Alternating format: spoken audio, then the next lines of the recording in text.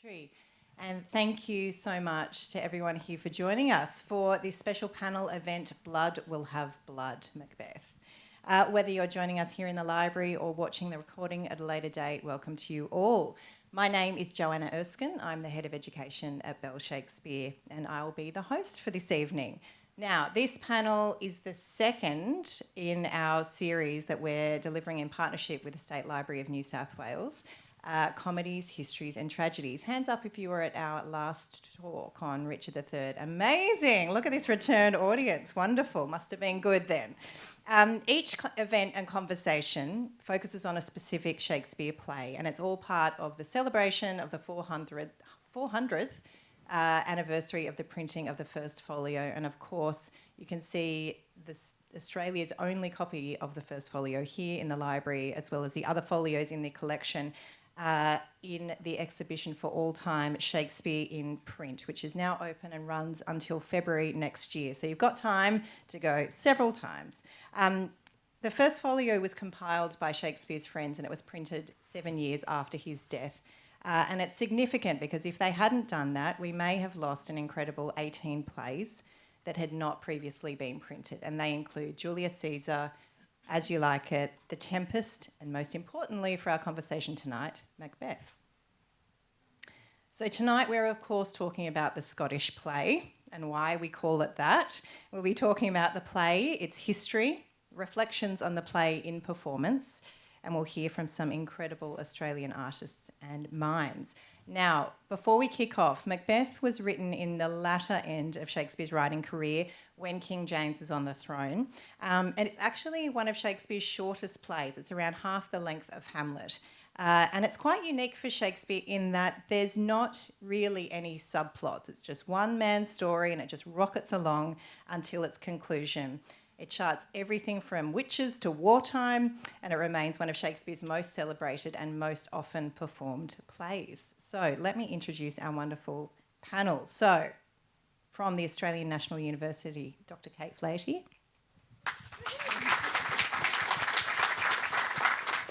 Actor, director, teaching artist Hugh McKinnon. Actor Hazem Shamus. And actor Jessica Tovey. Now, if you saw Bell Shakespeare's production of Macbeth earlier this year, you'll know that Hazem played Macbeth and Jess played Lady Macbeth. So we have the central couple here, fresh from the stage. And Hazem actually appeared in another Bell Shakespeare production of Macbeth in 2012 as Ross, correct? And that production starred Kate Mulvaney as Lady Macbeth, who was here last time when we were talking about Richard III, and Dan Spielman as Macbeth. Jess, of course, played Lady Macbeth in our most recent production. Hugh, you've had a range of experience with the play as a director, as an actor, as a teaching artist, but I saw you in the 2007 production of Macbeth also playing Ross. Yeah, look at that.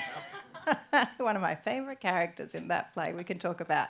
And Kate, as an academic, you're constantly engaging with the play and working on it in your own studies, but also with students. So Bell Shakespeare, of course, has a long history with the play through main stage productions and our education program, of course. We've also collaborated on projects like commissioning Andy Griffiths' Just Macbeth, which has had a very long history on the stage in schools and is published for schools and is the perfect gateway for our youngest audiences to get into the play and Shakespeare. We also recently partnered with Yiriyarkan Theatre Company on The Extraordinary Hecate, which was a Noongar translation of the play, which premiered in Perth Festival. But let's get into the play. But before we get into the playing of it, Kate, if you can set the scene, what would Shakespeare's source material for the play have been, and what was going on at the time when he wrote Macbeth? Great. I should start by your saying copy of the play here. I've never played Ross, unfortunately, so that's still to Still come. time, Kate, there's still time. Okay, great. And I'm a big fan of Just Macbeth. So the first question was, what was the inspirational source material? So It's said that Shakespeare is working with Holinshed's Chronicles at his elbow when he's writing his history plays.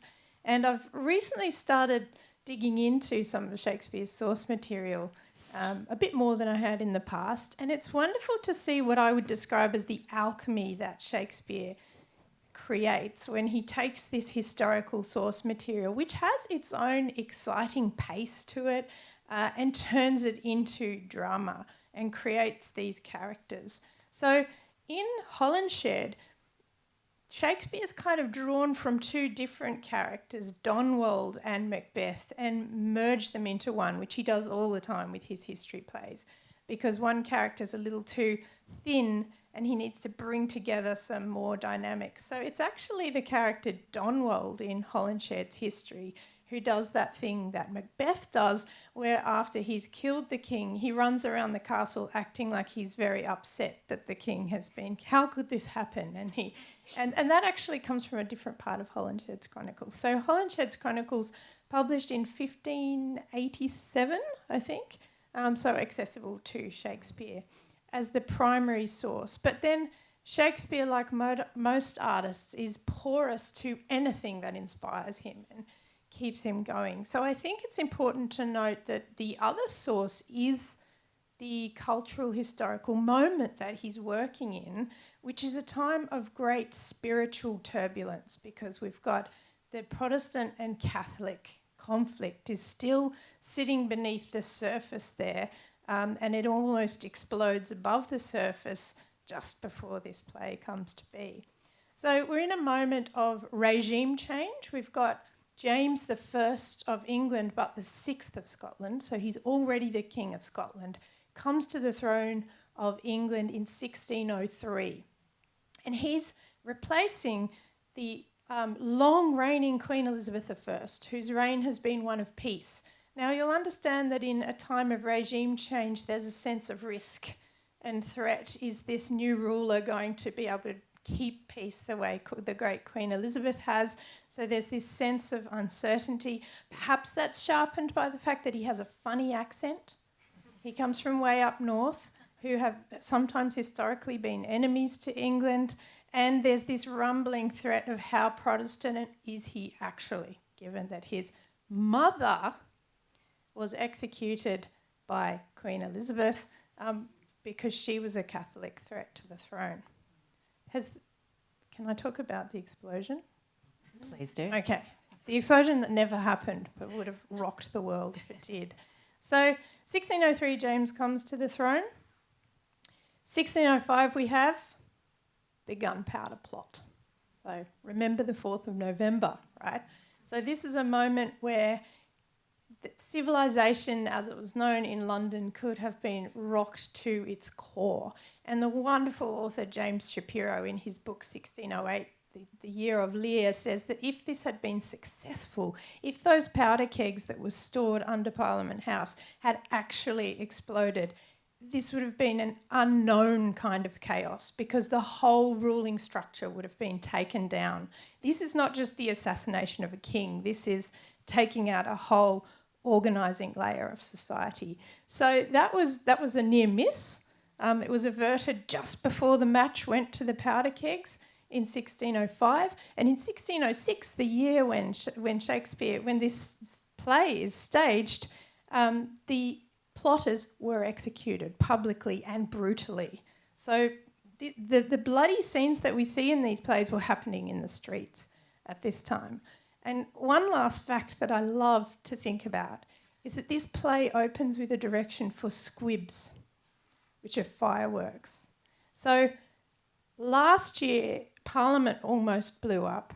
You go into the Globe Theatre and the first thing that happens is explosions and the smell of gunpowder. So is that setting the stage? Yeah. Genius kind of capturing the zeitgeist, I think, for his drama. Absolutely topical, always with Shakespeare. So let's jump to the play itself. And Hazem, you're fresh from playing the man himself. And in fact, the seasons were in Sydney, Canberra, Melbourne. Rehearsal started in January. So you kind of spent 5 months as Macbeth. What was your perception of Macbeth as a character going in to rehearsals, and did it change the amount of time that you spent with him? I guess it changed a lot. Well, we did it 78 times. The perception going in, I guess, was probably still very academic. And, as I kind of sat with him longer and got to know him more, I guess it was, that's why I love being an actor. Like, it's how I communicate with that craft and with the characters that are talking to me, and I'm talking to them, and we get to know each other, and we influence each other. And with this particular role, he influenced me in quite a profound way. I found a very personal connection with his downward spiral and his ambition. And then I've been talking about it a bit. I did during the season, where I found a closeness to him in recognising his journey as a journey of mental health that I personally recognised with my father. So that sort of was something that really surprised me. I didn't really expect to kind of identify that in the piece, and from there it was really quite I guess a profound journey with it. And does your performance grow and shift across the season, do you find? Or do you find who he is and lock into that? It shifted all the time. It shifted every night. There was something magical about, I guess we always talked about it as well, you kind of kick yourself in the moment, or every evening at the depth of kind of insight and the poetry and the magic of that the utterance of these particular words in this particular order give to a moment is a constant surprise. So I kind of found a freedom in that you never really knew what you were going to get any night. So it was a constant shift. And then at the end of the season, you're like, why didn't I find that 6 months ago? Why have I been wasting all this time on... Yeah. Speaking from experience here. Okay, Jess, Lady Macbeth. She's one of those characters that people have very strong views about, and sometimes have views about how she should be played. Your performance, for anyone that saw Jess's Lady Macbeth, really, I thought, gave her a humanness that I have never seen played in quite such an extraordinary way. So how did you approach her, and were you trying to go against a traditional take?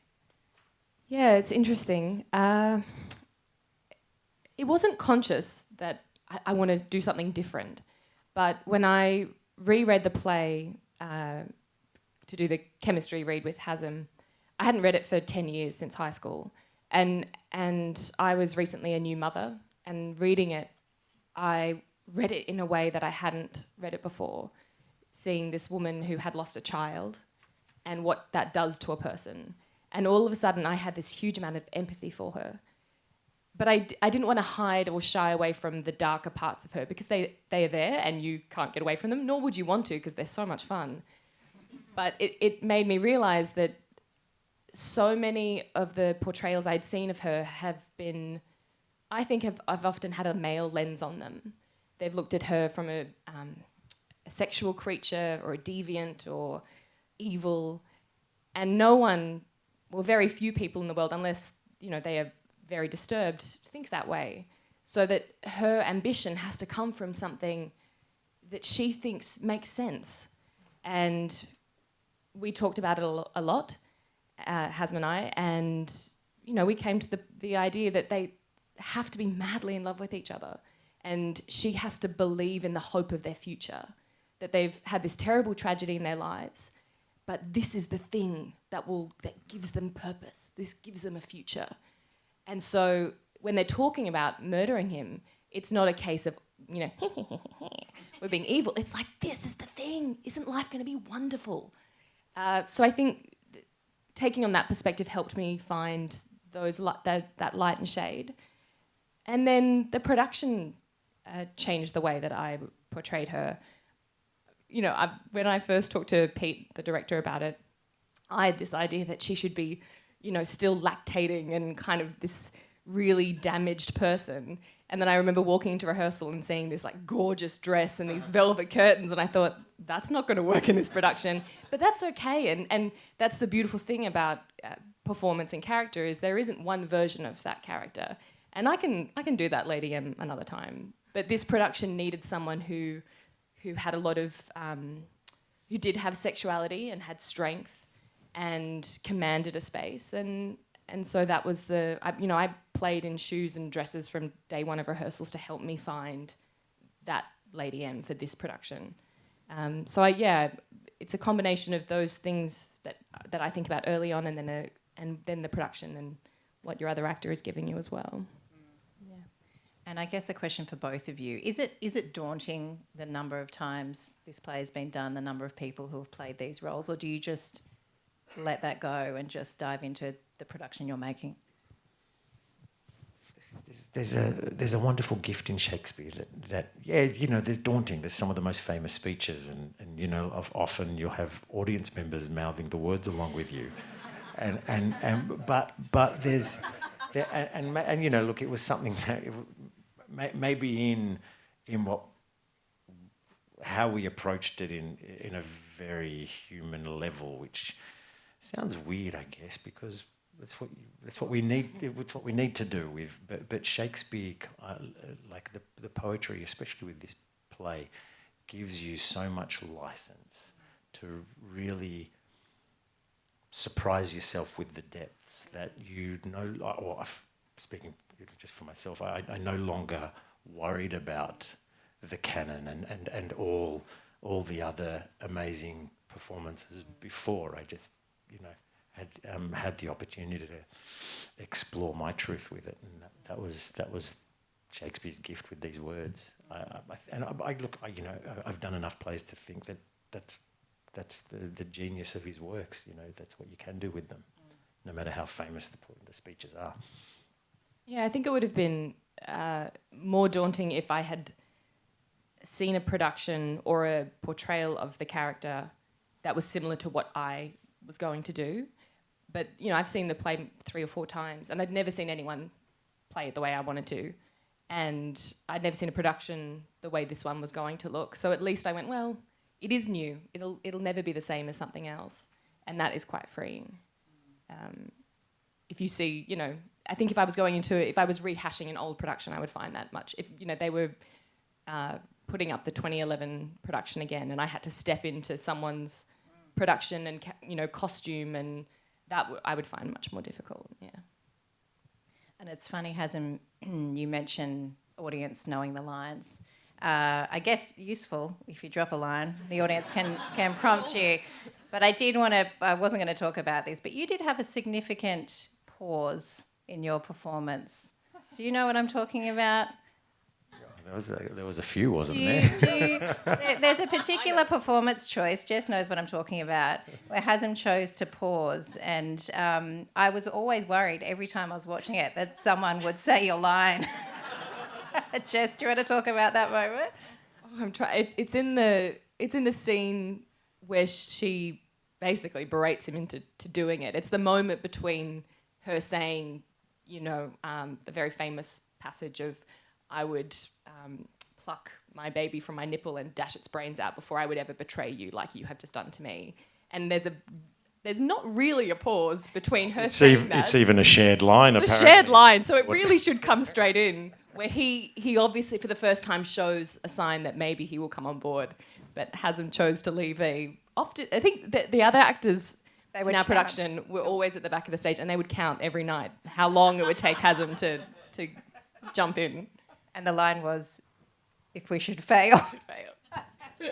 I think 57 seconds was the record. Was that the record? It was like a minute long. It was a long pause. That's a long But I always thought about that, and I thought it's actually genius because there is so much going through his mind in that moment. It doesn't necessarily make sense for him to make that connection straight away. He's got a lot to go through, doesn't he? Well, and you know, there was early on we had a conversation about the story being a love story about a breakup, and that's what I guess we're sort of talking about that, and I think that was you know a bit of you know a bit of our brilliance, or a bit of you know what really grounded us with our particular version was all of the unsaid is why they go to these lengths. All of the kind of it's a long relationship, and they have all these guilts, and they have all these promises and broken promises to each other. And I don't think we really invent that. I think that's in the I think that's in the play. I think that's what he's written. And you know, if you know how you know those silences you have with a loved one, where so much is being said. You know, I think it kind of that's what It was one of those. And in that version, the idea was that you think it's over. You know, the response that I was playing at the other side of the theatre, you know, very far away from Hazem, was that this relationship is done, this conversation is over, and the murder is not going to happen. And you see, really, in that pause, the whole rest of the play now unfold. Like, that was the moment where they might have gone, okay, we won't do it. Let's go back to the party. We're really mad at each other. We're not going to, you know, we had silent treatment for 10 days. But in that pause is the decision that the rest, you know, everything unfolds. So there was a lot of acting going on in that pause. Okay, so we're talking a lot about the central couple. Hugh, you've performed... Want to talk about Ross? I do want to... I love Ross. You have performed, directed in and taught the play. Are Macbeth and Lady Macbeth likeable characters, and do we need to like them? I will answer your question, but I've just had...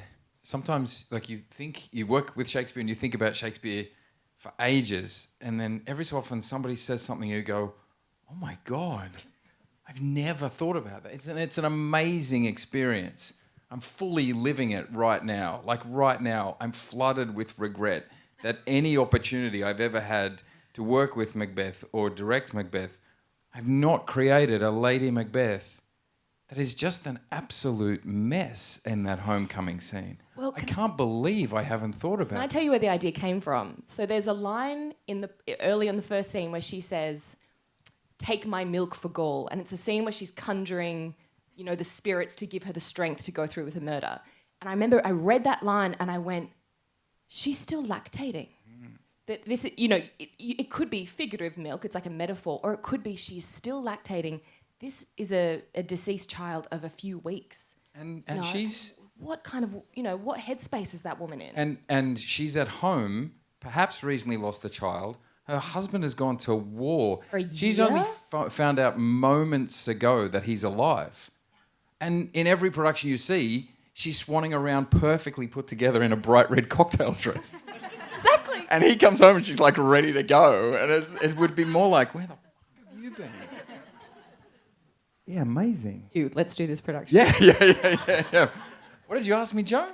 Well, I asked you if they're likeable characters, but also, does it matter? Do we need to like them? Oh, I don't know. They wouldn't be Shakespearean if they were likable. Universally likable. It was fascinating to hear Haz talk about, and I don't know the story at all, but to talk about being able to see what it sounds like what you're saying is a similar journey to the one your father went on in terms of mental, not a similar journey in terms of the things he did, I would assume, but to find that kind of we find very modern day sensibilities and very modern day sympathies for lots of Shakespeare's characters, and I think that's kind of the brilliance of the play. It allows us to do that. And it somehow invites us into that approach to bring ourselves as performers, as people that work with the play, as audience members. It invites that approach, and I'm fascinated to think. And I think about this. I think lots of Shakespeare's characters are incredible studies in what today we would be a diagnosable mental health issue. Lots of Shakespeare's characters, and you think he was such a brilliant. He would have had no idea about, like, he would never have put the two words mental and health next to each other. But his ability to draw character was incredible. So yeah, it allows us. What was I saying? It allows us to kind of to bring our own experiences to each of these characters. And unfortunately, like I was just saying to Kate before, unfortunately, I do teach this play a lot, and I think young people who are, if you're 14 or 15 years old, you don't want to have to confront ambiguity. You want to know this one's the bad one and this one's the good one. And that's part of my frustration with teaching this play a lot is students just want to make a decision and they want to go, was it Macbeth's fault or was it Lady Macbeth's fault? And somebody puts their hand up and goes, it was Lady Macbeth's fault. And you're like, well, that's not really the point of this conversation. We want to kind of explore that a little bit more deeply. And actually, you've taken a question from later on, which was to talk about the fact that when we work with this play in schools, so often, time and time again, the lens that the play is studied through is who is to blame. Yeah, well, it's an easy... Why is that the question? Yeah, that's a great question. Why is that the question? Okay, what do you think? Why is that the lens that it's studied under, or that we try and pin it to that question? I'm not sure about the curriculum, but I think in Shakespeare's moment that question is pertinent because there's this tension between the new idea, the prevailing Protestant idea, when I say new, of predestination, that you are either evil or good, or evil or saved from birth, and the previous idea that there was accountability for action. And we were just talking about this in this play, actions have consequences, and how they have consequences. And Shakespeare seems very much on the side that we can take very bad actions and that they will have very bad consequences, to the point that the scene I'm thinking of that really came to mind last year when I was looking at this play is the scene where Macbeth showcases his fantastic moral reasoning. Do you remember the scene where he sees a dagger before him and he says, no, can't do this. This is the wrong thing to do. First of all, he's my kinsman. Second of all, he's trusting me. He's staying in my house. No. And he comes to Lady Macbeth and he says, we shall proceed no further with this business. And then she brings this scorn that just changes his whole perspective. But what I love about it is the way that his moral reasoning with I know you're not Lady Macbeth, Jess. But I love the dynamics of this scene in your performance, that he's been reasoning really well in front of the audience and saying, this is why it's wrong, this is why it's wrong, I'm not going to do it. But when Lady Macbeth accuses him of, was the hope drunk in which you dressed yourself? You weakling. His reasoning changes completely, and he says, oh, but I'm doing quite well. I've won golden opinion of many people, and I don't want to mess that up. So his moral logic goes from what we would identify as a truly insightful sense of good and evil to reasoning with his wife by saying, but I'm doing quite well at the moment and I don't want to mess up my reputation. So the question there was about blame. I think what's fascinating is Shakespeare shows the mind in process, making good decisions and then making what we would have to agree was a fairly bad decision to go, okay, I'm going to do it, he says. And off he goes. And of course, I mean, when you say why is it such a...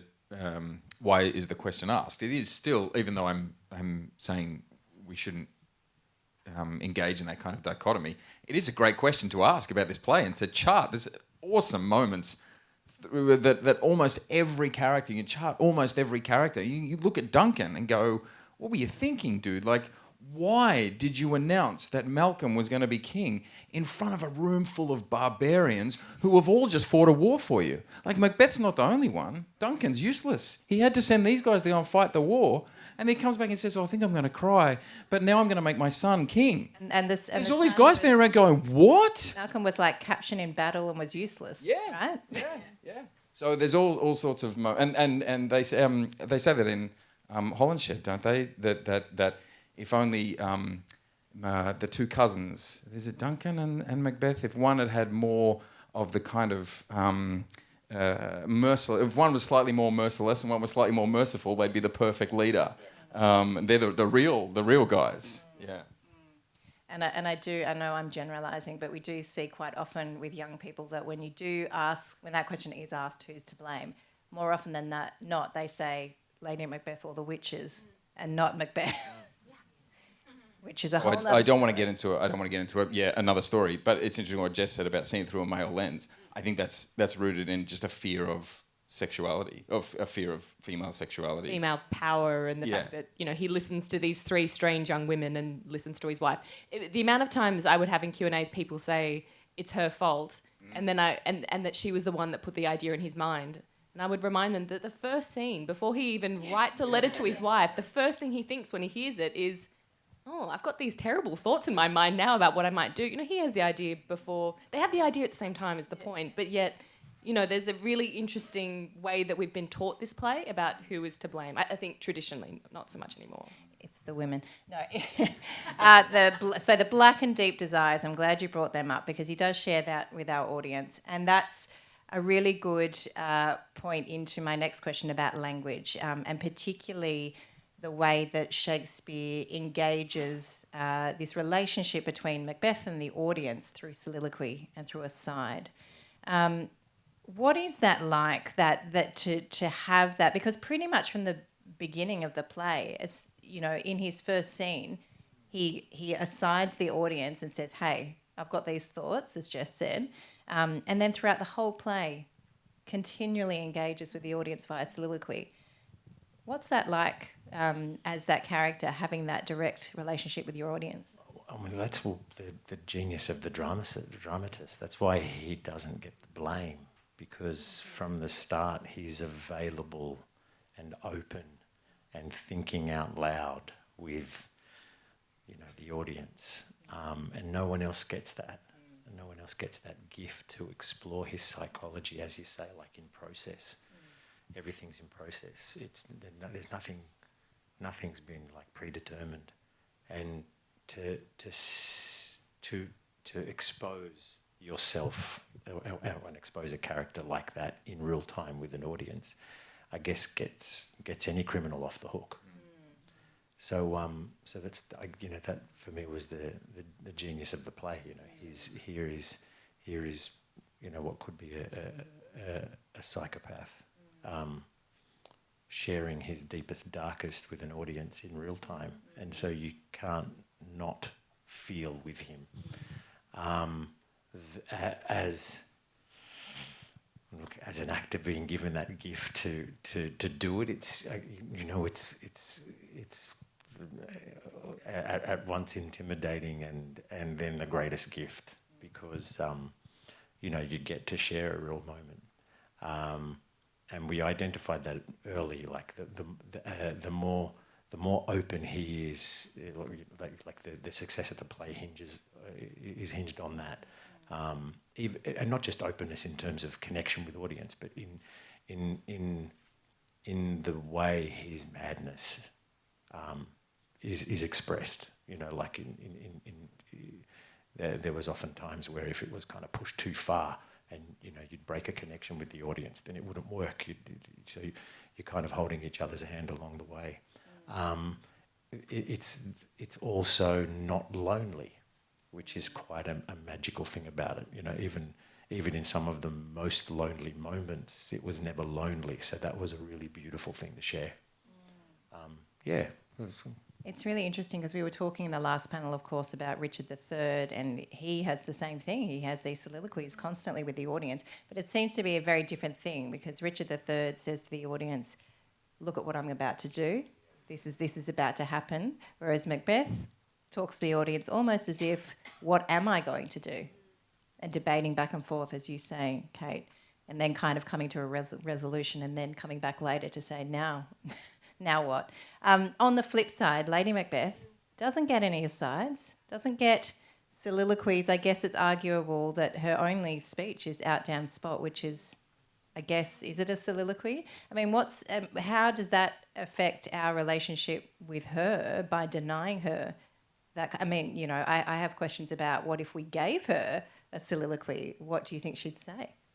I think quite cheekily we skirted that line in our production. In the first scene, I would actually direct some of my thoughts to the audience, and that was the director's desire. I was actually a bit apprehensive at first to do it.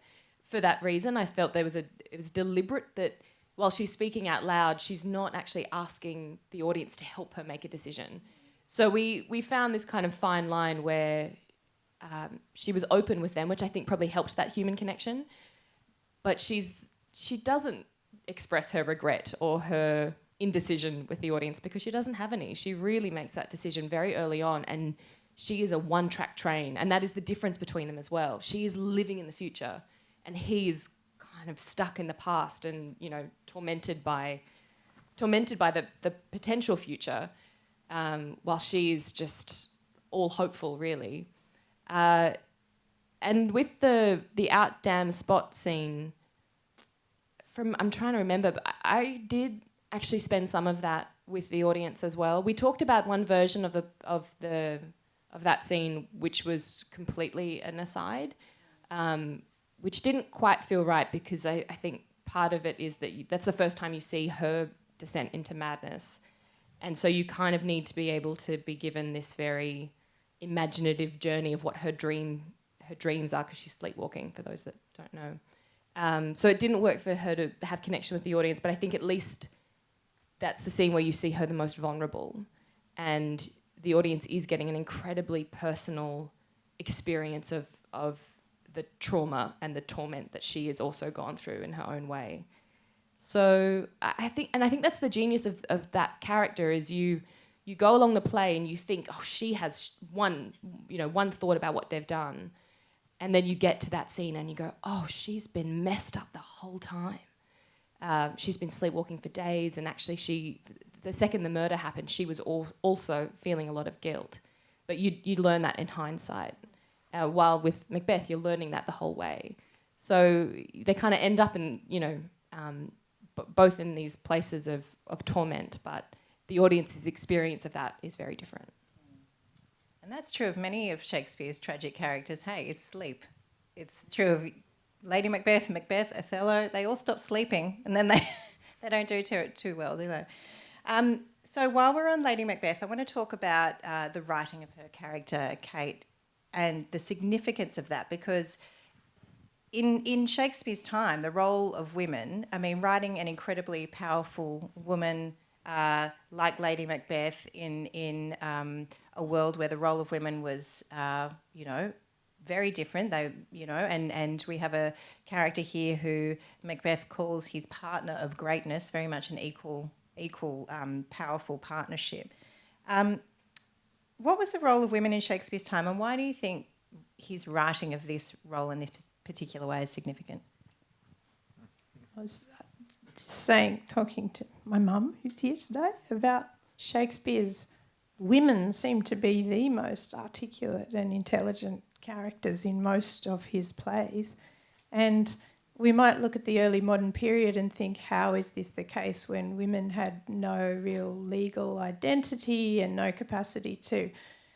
Obviously, suffrage was a very long way away, but he didn't actually have to look very far for a very powerful and articulate woman, and that was Queen Elizabeth I. So she is, of course, we think of her as a great exception, but we can't underestimate how having this supreme sovereign and believed to be God or appointed sovereign influences the culture of a nation, that this is a woman and she is the supreme head of the nation, and she's very intelligent, she's very politically savvy, and she's very articulate.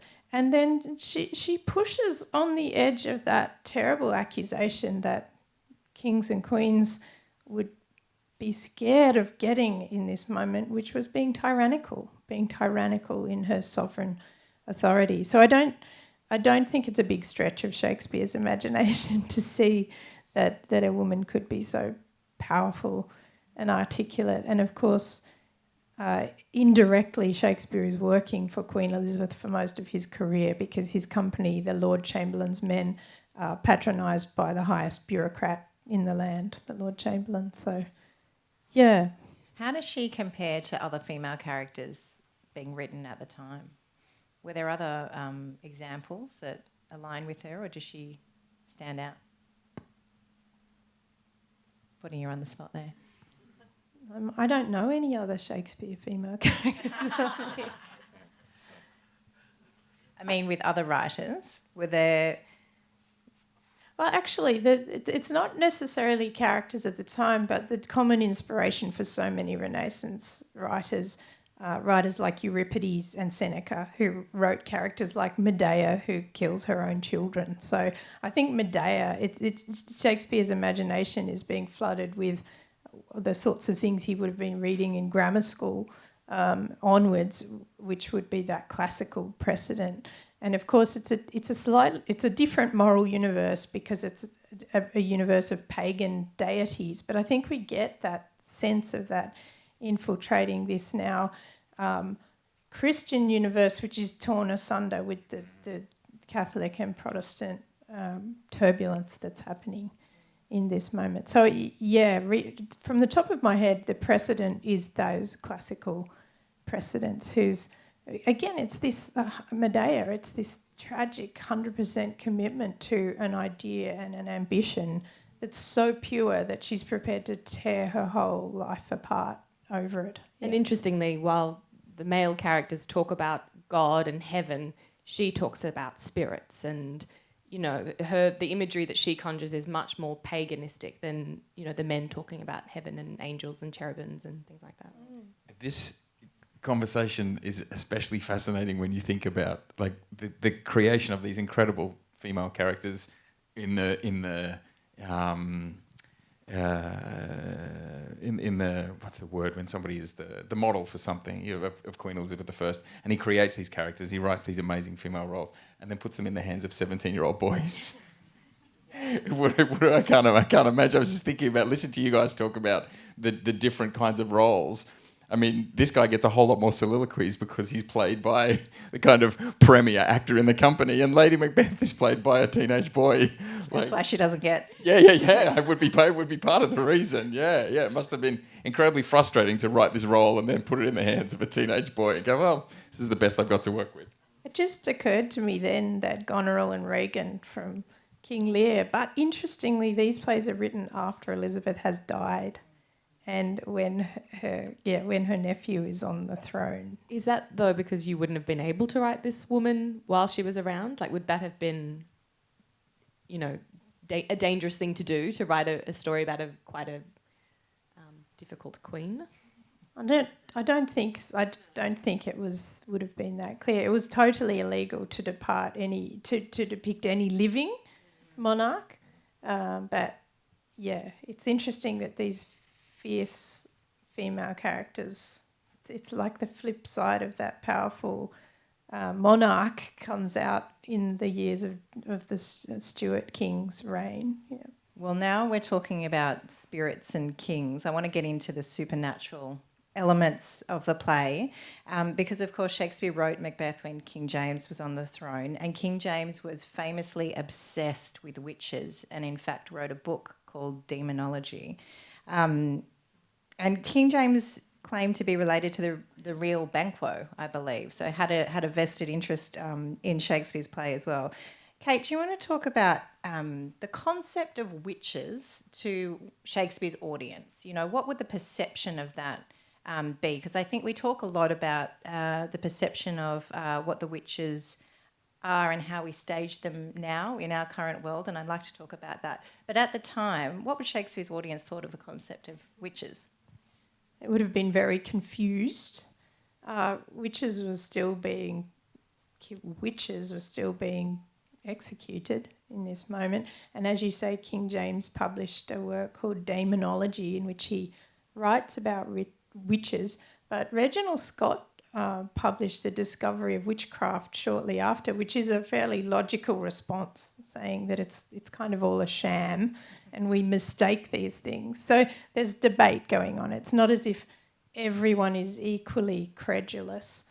And it's interesting the kind of sociological work that Reginald Scott does, because he's saying for these reasons, women get classified as witches, and then it's convenient to put blame on them for what's going on. But it's a live question, and obviously it's a really live question in the moment of this play, because the king on the throne believes that witches exist. And it's actually in Holinshed that it's in Holinshed that the witches first emerge, and there are 3 of them. So they're part of the original mythos history of this story. And James did claim ancestry in the 10th century Banquo. And it's interesting how Shakespeare changes Banquo, because the Banquo in Holinshed is a co-conspirator with Macbeth. But the Banquo in Shakespeare's play is, of course, being James's ancestor, the good guy. He's the one not to blame in any sense. Yeah. So, Hugh, as a director, there's obviously many ways that you can approach witches on stage. And in the 2012 production that Peter Evans directed, it was actually one witch inhabited by three people, I guess, three spirits, in an attempt. Which was awesome. Which was, I yeah. loved that. And Lizzie Shabesta was awesome. Lizzie Shabesta played that character, and it was. I remember Peter talking about it in terms of that. You know, 3 witches on stage are not fearful to us, but when you see that presentation, it is, you know, unnerving. What are the many different ways that people can present witches in different productions? I know we talk about it with students a lot. And as a director, how are you approaching that? Well, with students, I often talk about because they're not scary. The word witch is not especially scary. We're not. Only the most insane of us are scared of witches. Generally speaking, people don't have the same kinds of ideas about witches that they used to. Especially a room full of year 10 students. They're not going to tell you they're scared of witches. So I often say to students, what are the qualities that these characters and if you put the Wicked Witch of the West on stage in a production of Macbeth, it's not going to engage anybody. So. Well, the question I start with is, what are the qualities that these characters have to have? And I'd be interested to hear what you guys might add to this, but they have to be outsiders. They're outsiders in some way. They're excluded in some way, and we can all think about a whole cast of characters in the 21st century that are excluded. But also, we also have to, at some point, there's powerful people in this world that have to believe that these people have some kind of insight. We have to buy, as an audience, that this guy, even if it's just because he wants it so desperately, which is part of it, we have to believe that this guy believes that these people, for whatever reason, have some kind of insight. And that could be to do with their very nature as outsiders. What we found when we directed this play specifically for audiences of young people was what I realised was that the witches actually create a fantastic bridge, the kind of a point of accessibility into the play, because it was a terrible realisation for me to discover that not everybody related this play as a middle-aged man in quite the same way that I do. I love this play because it's all about a middle-aged man and his struggles with ambition and the ladies. But if you're directing this play for young people, your average 16-year-old girl is not so preoccupied with the same things that I'm preoccupied with. But we used it as a great kind of avenue into the play. So what made these witches outsiders in the world that we set at our play is that they looked like young women, and they were scary simply by virtue of looking like young women in a world full of men that look like soldiers. And essentially one woman, which is what this play is, a world full of men that are soldiers and one woman. A group of 3 young women are scary. I can believe that a middle-aged man is scared of a group of 3 young women. I know how that feels. And I can also believe that he thinks they know something. Because that's what I think about teenage girls now. I'm like, They know way more than I do. And when I'm in conversations with them, I'm terrified and I'm out of my depth. See, that's Macbeth.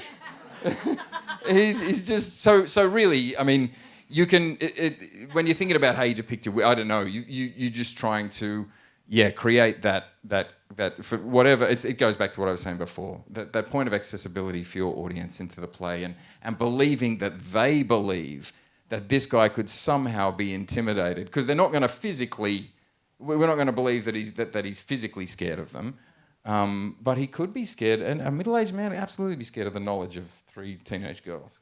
How did you... Do you want to talk about the conversations that were had about the staging of The Witches in the recent production? It was set in the aftermath of World War One, and the one of those incredible images was kind of scattered bodies after a blast, and the 3 young women starting to kind of pick over the bodies and rifle through pockets and taking things out and going from there. They're extraordinary scenes, with the witches and the prophecies. Hazem, how did you work that in the room? And do you remember the conversations that were had about the staging of The Witches? The Witches were tricky, weren't they? They were like, it was a never-ending conversation, and a lot of it was realised much later, once we got into the theatre, and all the lights and the sound can create a bit of magic. But the whole premise of the show started with a séance, and it, for Pete Evans, the director, connected very well to the kind of spirituality that was coming out in the 20s and the post-war thing. So the world that we were exploring was a bunch of people who believed in ghosts. And I guess that's what started the conversation. So there had to be kind of, an understanding of whether it be faith-based or pagan-based or whatever. There is an awareness of a spirit world. And that's what kind of started the play. The play sort of comes out of a séance, and that, with our production, you learn that these 3 figures are in control of this other world. So that was the starting conversation. We kind of, as we progressed, we realised that the play kind of exists in 2 worlds. There is the witches exist in a world, and then the Thanes exist in another world, and they just kind of collide every now and then.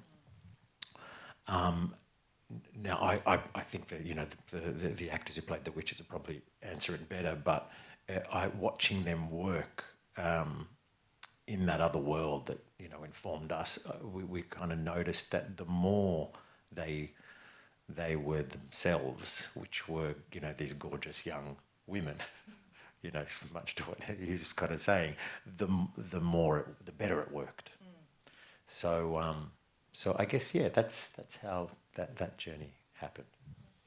Yeah, I mean, our production very much went down the vein that Hugh was describing, that what is the most terrifying thing in the beginning of the century was 3 young independent women who lived outside of this world of society and hierarchy.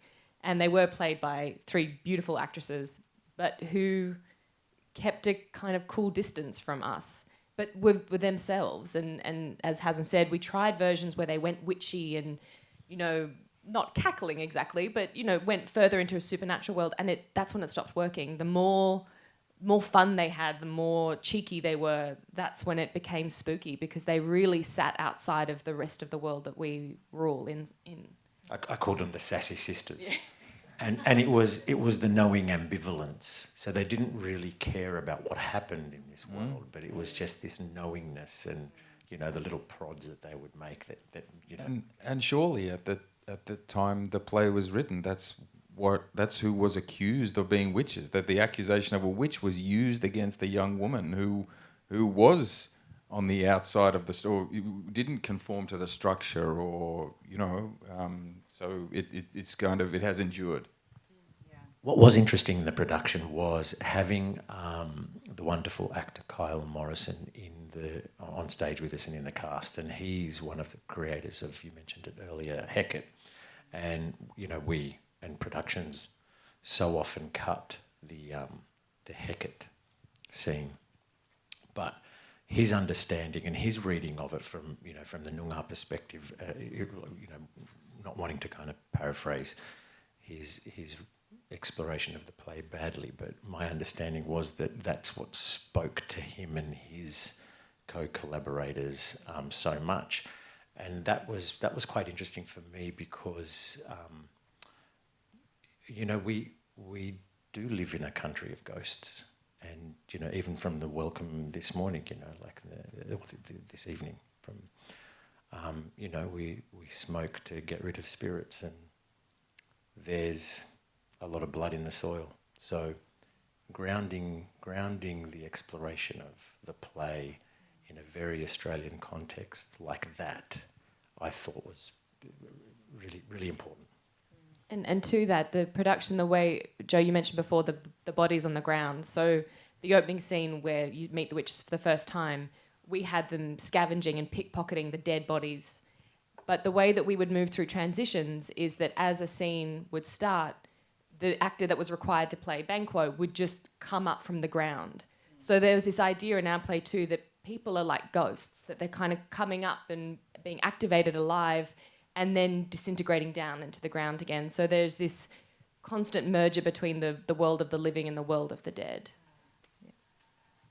While we're on spooky stuff, we should talk about the superstition. We should talk about why we call it the Scottish play, which is, for those unfamiliar, when you're inside a theatre, so we're allowed to say it now because technically this is not a performance theatre space, you're not allowed to say the name of the play unless you're doing the play. And it's a very real thing in the theatre industry. It's very alive and well. If you do accidentally say it in a theatre, you can counteract it, counteract the curse. Jess is shaking her head by doing a number of things.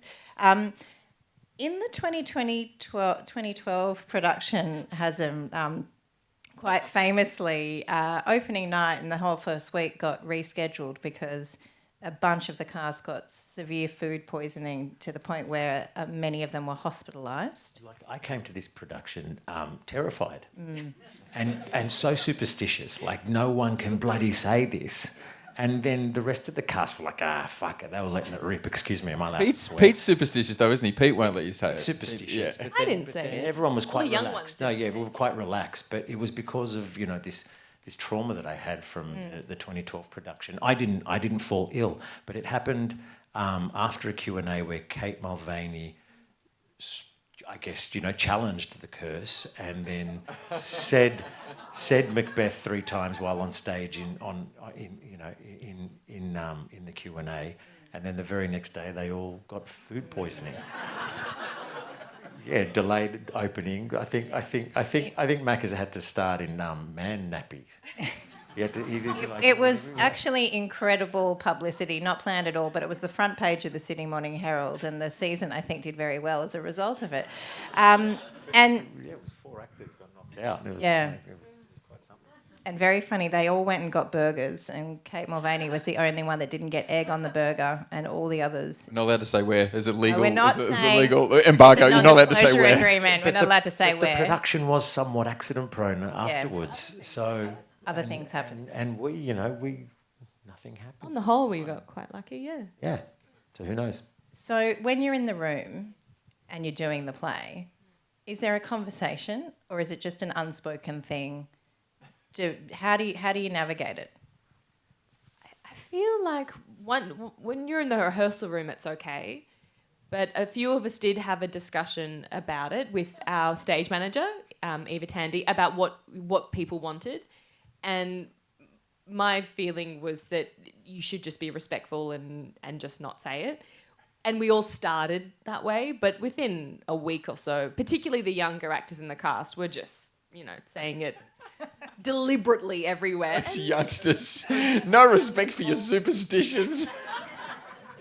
But I did a different Bell production of The Merchant of Venice with an actor who was incredibly superstitious. and Mitchell Butel, who many people will know, very fabulous actor, and we were in a city, and someone said it in the cast, and he refused to continue, like to keep warming up until she did the way to unbreak the curse, which is you've got to run around the theatre 3 times backwards, and then you've got to leave the theatre, and you've got to knock on the door, and you've got to say a dead actress's name, and then you've got to spit on the ground. It's just, it goes on and on. And he made her do this, and he said, he wasn't going to go on until she did it, and she did it. It was a really big theatre as well. It was like Darwin Entertainment Centre or something ridiculous. But yeah, 30 degree. You didn't do that to anyone. Joe, do you know John's theory? Go for it. John's theory is that if you were in a production, not of Macbeth, of another play, and people started talking about Macbeth, it meant that your production was going so badly that the theatre needed to put on a real money spinner. So more often than not, at the end of your production, your theatre company went bust. Because people are only talking about Macbeth in theatre companies that are about to go bust because it brings in the audience. So John reckons if you're in a show and people start talking about Macbeth, it's because you're running out of money and they're trying to plan Macbeth for the next show. So that's why it ends up being the last show. It's a sign of dire times. Yeah. And I think the other theory is because there's actual incantations in the script. That people are actually saying it and you're calling on those spirits. So anyway, there is a long history of actual injuries and deaths and many terrible things happening. Can I mention a Macbeth that went really, really badly? Please. So in 1849 in New York City at Astor Place, there were 2 Macbeths showing on the same night. One was the homegrown Edwin Forrest, and he was the champion of the locals. And then the great actor Charles Macready had come from London to play Macbeth and show them how it would be done. And this caused basically a riot in Astor Place. 1,000 people filed into the place in the theatre when Macready was performing. There were things being thrown at him. Apparently benches were being broken up and thrown at him.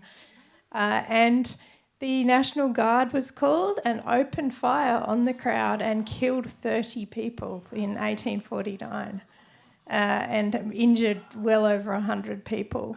So do you think someone said Macbeth in the theatre? Someone must have said Macbeth in the theatre multiple times. But I love the story that Edwin Forrest really relished that line, which I might not get right, but who will rid me of these English dogs or something? And obviously he was referring to the touring cast of Macready's company. Yeah. And we were talking earlier today, I can't remember the actor, but there was a famous actress who publicly announced to the cast that the whole thing was a load of rubbish, and then in her sleepwalking scene walked into the orchestra pit. So, one final thing, because we do have to wrap up soon so we can hand over to you for your questions.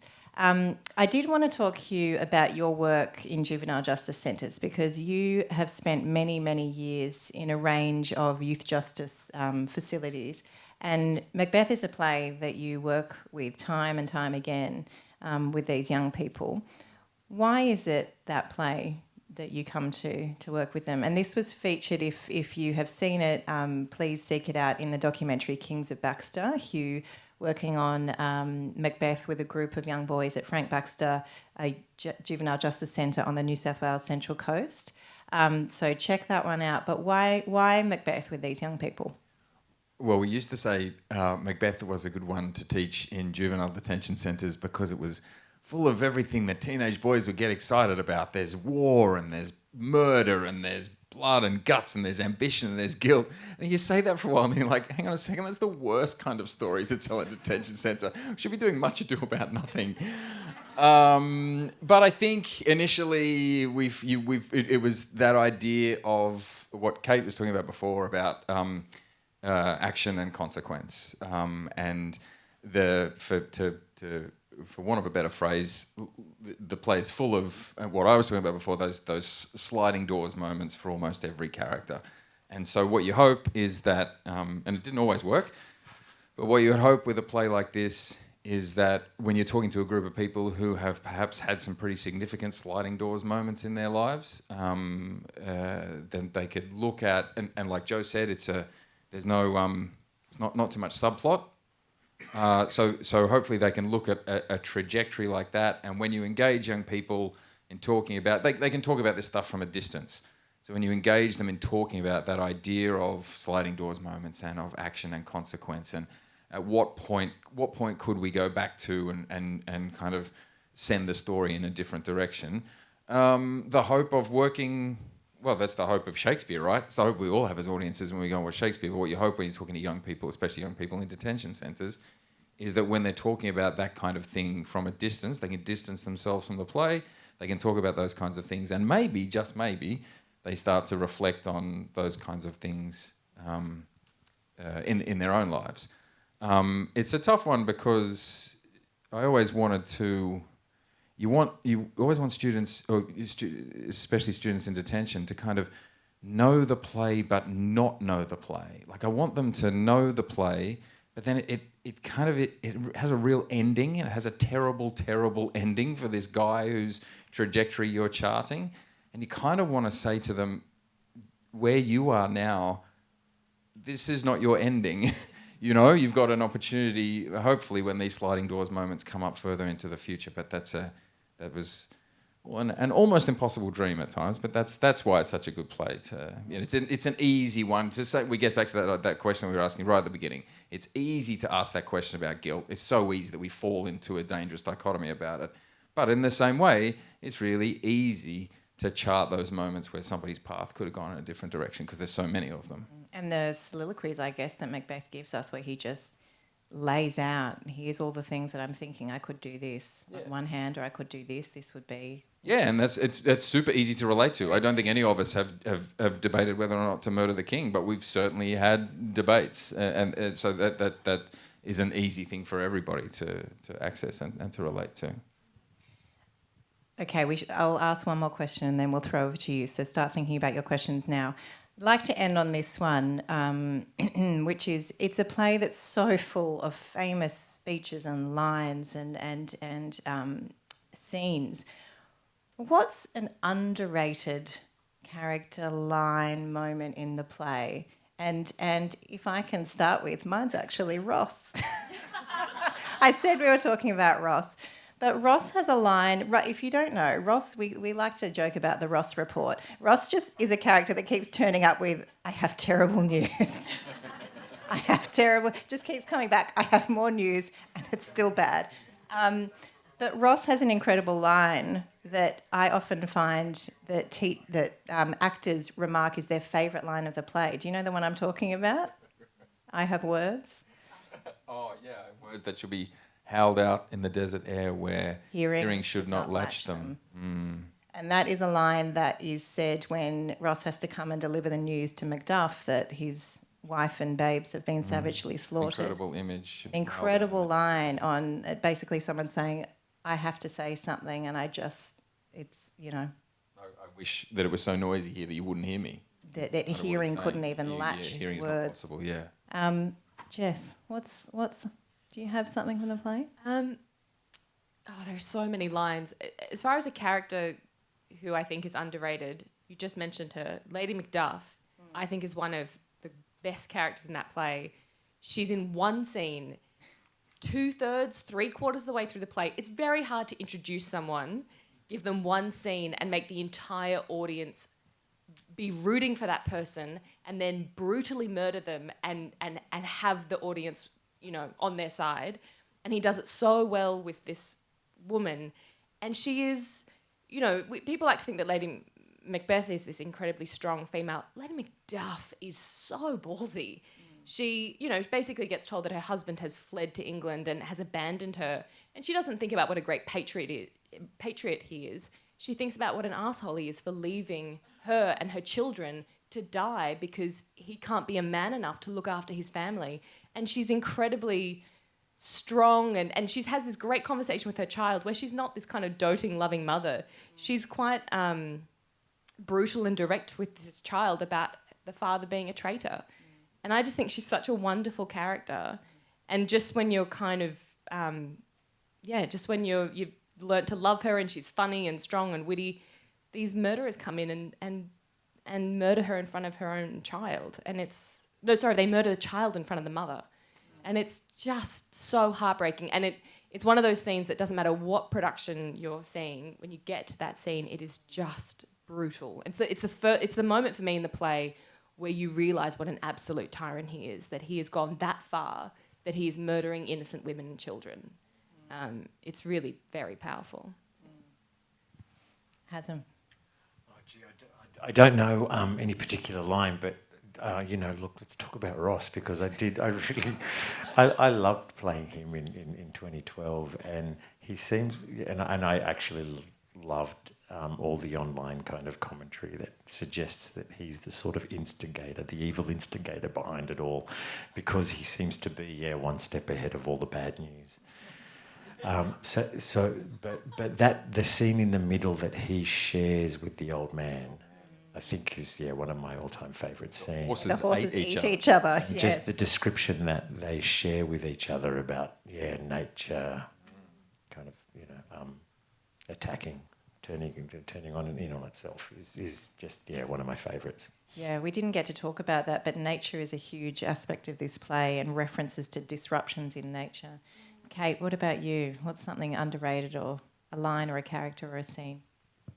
I think that moment where Macbeth is told that Lady Macbeth has died, and he says, does he say she should have died hereafter?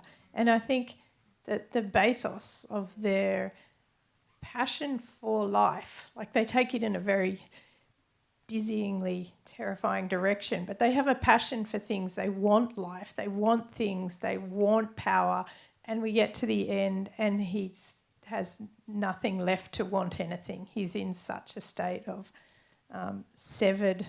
I keep thinking of this play as a kind of severance.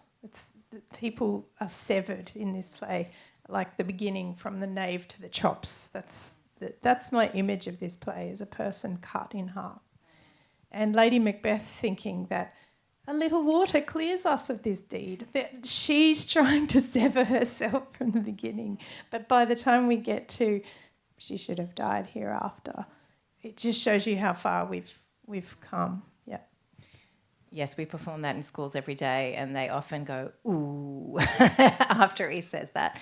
Hugh, last one. I was racking my brains because I wanted, there's heaps, but there's a line, nobody would think of this one. At the end, I love the kind of political journey that some of these plays take us on. And often it's said that, and I know Pete says this all the time, a lot of Shakespeare's really best plays are where he takes a character that belongs in a completely different play and just plonks him in the middle of the wrong play. Like Macbeth would be awesome in Hamlet. He's just in the wrong play. And these plays also often chart a changing world. Kate talked about the Christian world and the pagan world, and they collide in this play. And at the start of the play, Macbeth is what this world needs. And he comes back from war, he's like, okay, I'm what the world needs. But the world changes around him, and they're like, no, we don't need your kind of leader anymore. We need a different kind of leader. We don't need Duncan either. And at the end of the play, this amazing political thing happens. Malcolm, I can't remember the line exactly, but he says that the Thanes will henceforth be earls. And he does what his dad couldn't do. The Thanes had incredible power. And Malcolm makes it sound like it's a compliment. He gets up at the end and says, I'm going to turn you all into earls. And all of a sudden, all these powerful, independent guys suddenly slot into line underneath the king. And you just don't think of it. You're at the end of the play, you see Macbeth's journey, you're like, oh, it's time to go home. Who's this guy that's still talking? But the political ramifications of what he does at the end there, like if only Duncan had done that, there would never, I mean, there would have been opportunities, but there wouldn't have been this kind of descent. So I think there's really powerful moments at the end there. That's an odd one, but I tried to come up with an odd one. That's for the sequel. Okay, we've got a few minutes for questions. Anyone have a question? Hands up. Do we have a microphone? Yep, we'll still Jess.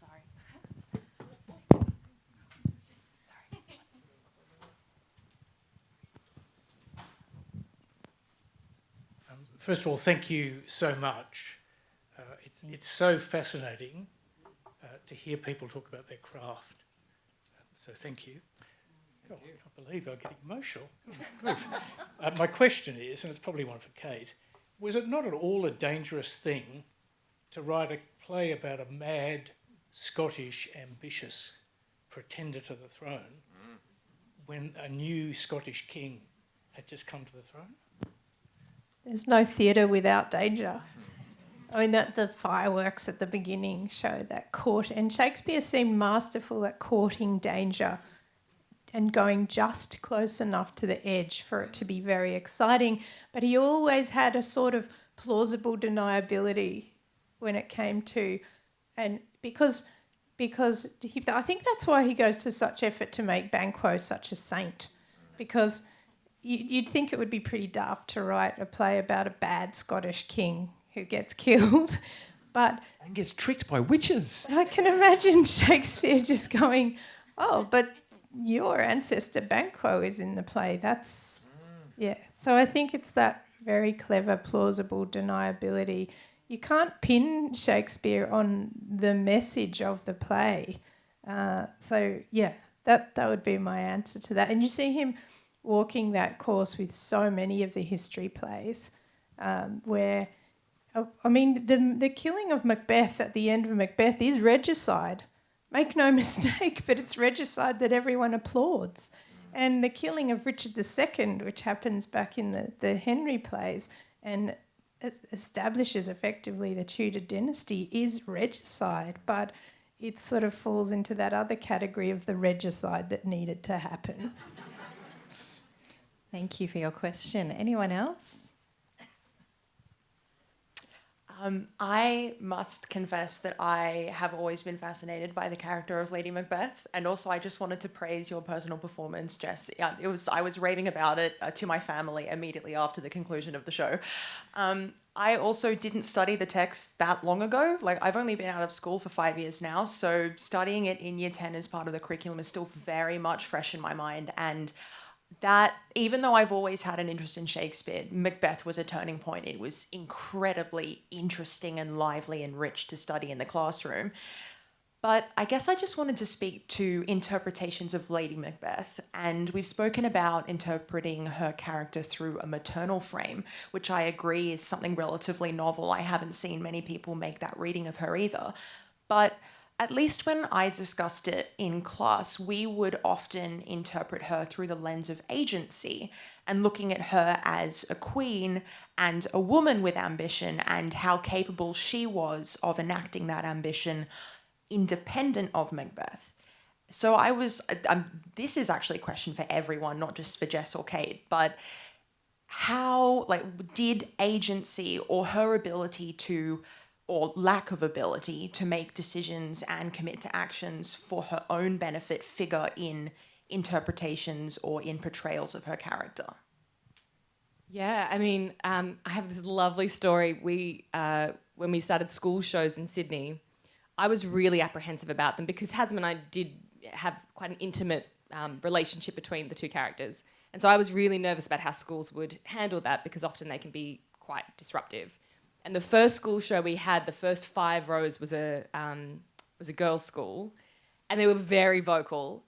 But when we got to the Q&A after, it was I think we did a kissing scene or something, and I heard one of the girls call out, "You go, girl!" And I was so shocked. But when we got to the Q&A, they wanted to talk about how fabulous she was and what a girl boss she was, and I realised that to a teenage girl, and it is how I fell in love with her as well. I had not seen many Shakespeare plays where the women were, they were often funny and intelligent, but just ambitious and just kind of pushed people aside and demanded that they wanted something. So absolutely, I think that interpretation is so valid, and I hope within, the palette of My Lady M, there was a bit of that in there as well. I mean, we talked about it in the room that if Macbeth had just kind of sat down, they probably would have kept the crown. If she had run things, he kind of gets madder and madder and starts being disruptive at court, and she's like, shut up. She's trying to rein him in, that actually she could have ruled by herself, but that's not how things worked then. So I think that's a very interesting question of how would the play have changed if she could have been a sovereign ruler. I think her lack of agency is responsible for so much of her creativity in the way that she approaches problems. He seems to lack creativity. She's incredibly creative and can come at things from all sorts of different angles. And I think that almost only comes from a lack of agency. I think if you have agency, you don't have to come from different angles because you just railroad things. That was a Hope drunk scene. You know, Yeah. she So many different she uses a tactic, it doesn't work. She does another one. She does another one. She does another one. At School Matinee was International Women's Day as well. Yeah. Remember that one? Good. So they were fired up. Maybe one more question. Do we have time for one more? Right in the middle there.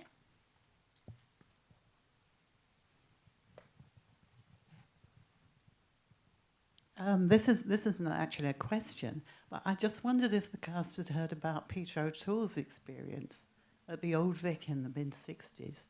He was cast as Macbeth, and he murdered Banquo, and he came down the steps, and I think he had blood all over him. And out in Waterloo Road, the ambulance was going, ee-ah, ee-ah, ee-ah, and he just cracked up. And I think the play only lasted 2 weeks.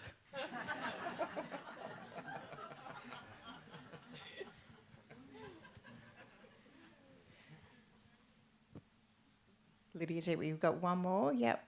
Thank you. Sorry, actually, just an observation looking at Macbeth from a different cultural lens. I've twice been involved in productions of Macbeth with Chinese casts, and the superstitious element of it is still very, very strong. And before we went on stage for technical rehearsals, a pig had to be sacrificed. A Buddhist monk came on stage because there were deaths on stage, and that was very, very taken very, very seriously. So it was a completely different cultural angle. And another production, which was set when Tibet was a great empire over China, and the black hat priests were the witches in Macbeth. And once again, nobody spoke to those actors while they were performing because they'd taken on the power. So it was quite interesting to work with a group of people for whom it had a very different cultural lens. Thank you so much for sharing. Is that all we have time for tonight? It is. Well, thank you so much. Can I please ask you to give our panel a round of applause?